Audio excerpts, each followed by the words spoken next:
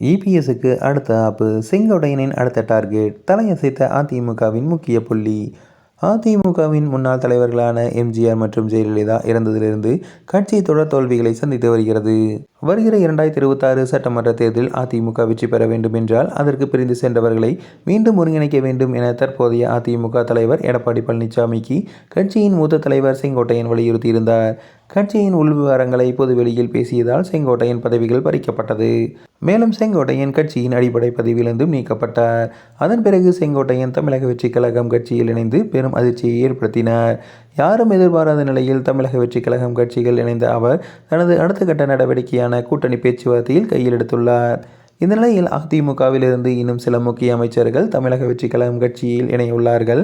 அவர்கள் யார் யார் என்பதை பற்றி இப்போது கூற முடியாது என செங்கோட்டையன் சமீபத்தில் பேசியிருந்தார்.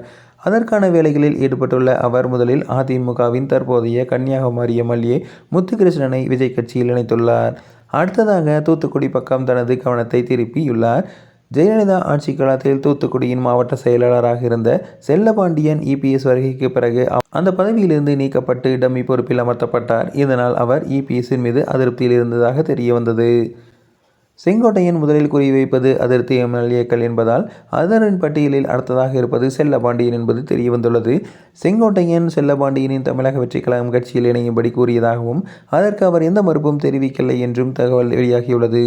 மேலும் நீங்கள் தமிழக வெற்றிக் கழகம் கட்சியில் சேர்ந்தவுடன் தூத்துக்குடி மாவட்ட செயலாளர் பொறுப்பும் எம்எல்ஏ பதவியும் வழங்குவது என்னுடைய பொறுப்பு என செங்கோட்டையன் கூறியுள்ளாராம். இதனால் கூடிய விரைவில் செல்லபாண்டியன் தமிழக வெற்றிக் கழகத்தில் இணைவதற்கான சாத்தியக்கூறுகள் அதிகளவில் இருப்பதாக தெரிகிறது.